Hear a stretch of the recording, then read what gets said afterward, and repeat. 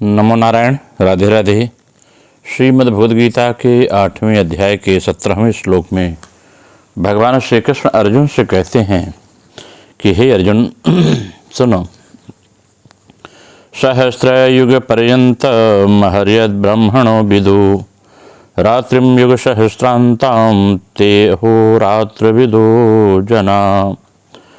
कहते हैं हे अर्जुन, जो मनुष्य ब्रह्मा के 1000 चतुर्युगी वाले एक दिन को और 1000 चतुर्युगी वाली एक रात्रि को जानते हैं, वे मनुष्य ब्रह्मा के दिन और रात को जानने वाले माने जाते हैं।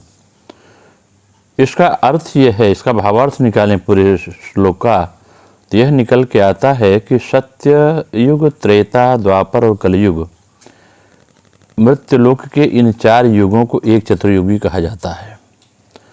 ऐसे ही 1000 चतुर्युगी बीतने पर ब्रह्मा जी का एक दिन होता है और 1000 चतुर्युगी बीतने ब्रह्मा जी की एक रात होती है।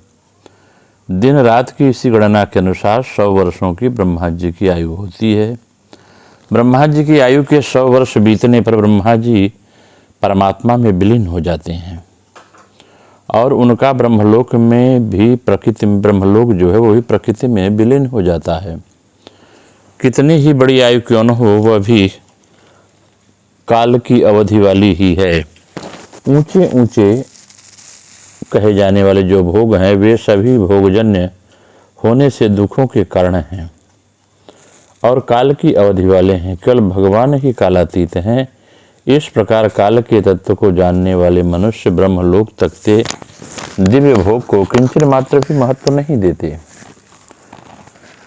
अब यहाँ सूक्ष्म काल, अत्यंत सूक्ष्म जो है काल है, बहुत छोटा है, जिसे परमाणु कहते हैं। 2 परमाणुओं का एक अणु और 3 अणुओं का एक तरसरेणु होता है।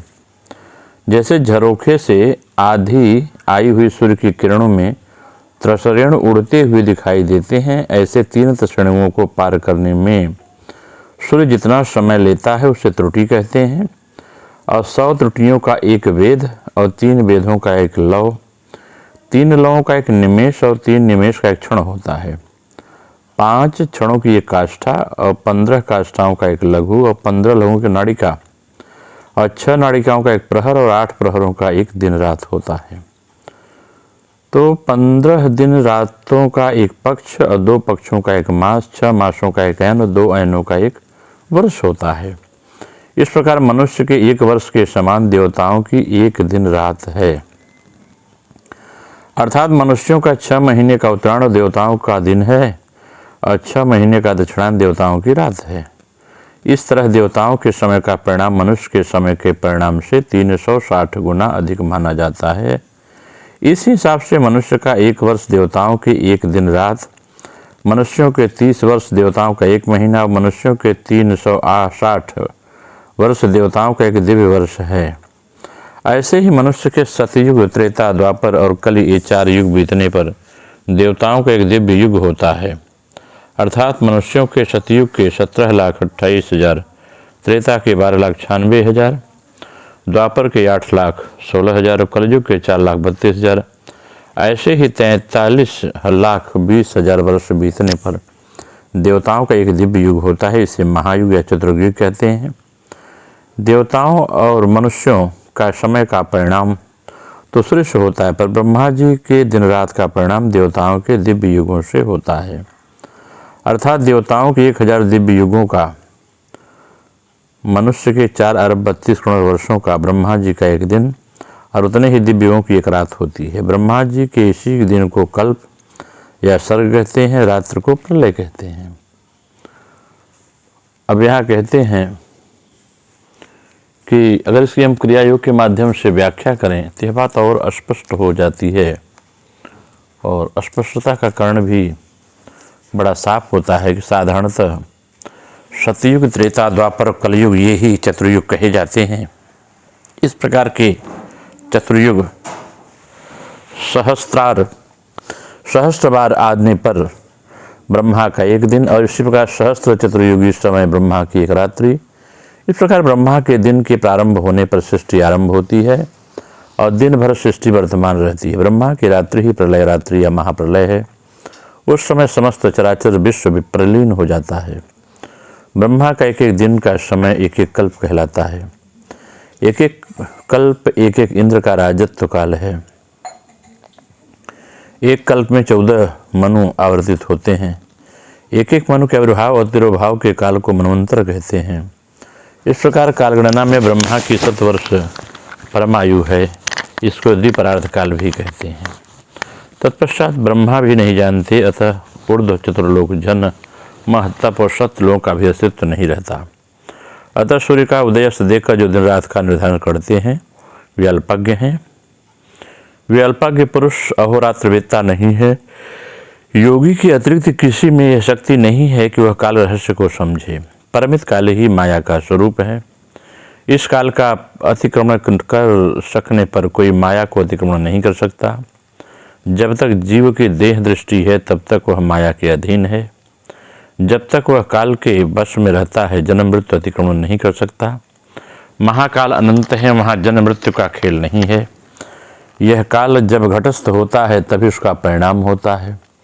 काल का परिणाम जहाँ है वहाँ आरंभ और अंत है। साधारणतः इस आरंभ का नाम जन्म और अंत का नाम मृत्यु है। इस प्रकार की सृष्टि और लय के रहते हुए इसमें भोक्ता और भोग्य पदार्थ की विद्यमानता आवश्यक है। भोक्ता और भोग्य से ही प्राण जगत और प्राण जगत की सृष्टि के लिए स्थूल जगत आवश्यक है। यह भोक्ता और भोग्य ही सूर्य चंद्र रूप मिथुन है। इस मिथुन से अनंत प्रजाजन उत्पन्न होकर जगत में परिपूर्ण हो रहे हैं। यह मिथुन ही क्षर पुरुष और अक्षर पुरुष हैं। इन्हीं के संयोग से जगत में पुनः पुनः सृष्टि और लय होता है। यह परमात्मा ही महाकाल है। कलनाथ सर्वभूतानां महाकाल प्रकृतितः। महाकाल सारे प्राणियों को कलन तथा ग्रास करता है, इसी से वह महाकाल के नाम से प्रसिद्ध है। इस महाकाल की सीमा का कोई निर्धारण नहीं कर सकता, क्योंकि गोस्वामी तुलसीदास जी ने कहा है, विधि हरि शंभु न चावन हारा, सो नहीं जानत मर्म तुहारा। हे प्रभु, आपको ब्रह्मा विष्णु व महेश भी नचाते रहते हैं। शंभु को भी आप नचाते हो, वे भी तुम्हारे मर्म को नहीं जान सकते। यह है महाकाल की शक्ति। इस सीमाबद्ध काल को लेकर भी नाम रूप में जगत है। वह अनित्य वस्तु है। जो उनको जानना चाहता है उसे काल को अतिक्रम करना पड़ेगा, तभी वह मुक्त होगा और समझ सकेगा कि नित्य पदार्थ क्या है, तथा तभी वह कर्मपाश को भी काट सकेगा। हम पहले कह चुके हैं कि महाकाल जब घटस्थ या देहस्थ होता है तो सीमाबद्ध काल रूप में प्रादुर्भूत होता है। तब उसकी संख्या परिणाम होता है। यही जीव की आयु है। इसे योगी लोग अजपा कहते हैं। दिन रात अनवरत जीव श्वास फेंक और खींच रहा है। इसका परिणाम 21,600 बार है। मनुष्य का प्रति मिनट 12 से 15 बार श्वास प्रश्वास चलता है। पूर्व कर्मों के अनुसार इस श्वास की पूंजी को लेकर जन्म ग्रहण करता है और यही पूंजी खत्म हो जाए उसकी देह नहीं रहती। योगी प्राणायाम साधना के द्वारा इस आयुष काल को बढ़ा सकते हैं। प्राणायाम के द्वारा केवल आयु वृद्धि नहीं होती बल्कि विशुद्ध ज्ञान की प्राप्ति भी होती है। जिस प्रकार वही श्वास के अभाव में हमारा सांसारिक ज्ञान लुप्त हो जाता है, उसी प्रकार श्वास जब सुषुम्नावाही होकर अंतर्मुखी होती है तब दिव्य ज्ञान का उदय होता है। रात्रि अप्रकाश या ज्ञान रूप है, दिन प्रकाश या ज्ञान रूप है। ईड़ा पिंगला के भीतर से श्वास के चलने पर जो बाह्य ज्ञान समुदित होता है वह अज्ञान का ही नामांतर है। क्रिया करने पर जब श्वास ईड़ा पिंगला को अतिक्रम करके सुषुम्ना में चलता है तो विज्ञान पद की प्राप्ति होती है। जब तक किसी वस्तु का किसी आदमी से संबंध में अज्ञात कुछ नहीं रहता, यह ज्ञान जिनको होता है वे ही प्रकृति अहोरात्रविद्या हो सकते हैं। इस ज्ञान के बिना किसी को मुक्ति प्राप्त नहीं हो सकती।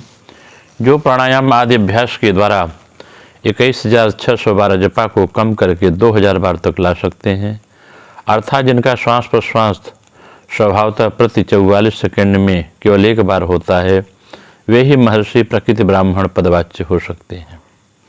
इस प्रकार ब्राह्मण हुए बिना कोई अहोरात्रविद्या नहीं हो सकता। 2,000 बार अजपा में उसकी ईड़ा या वामनासिका द्वारा 1,000 बार या पिंगला तथा दक्षिणासिका के द्वारा 1,000 बार प्राणायाम होता है। इस प्रकार प्रतिवार में अजपा जप उसके प्राणों की स्थिति सुषुम्ना मार्ग में होती है।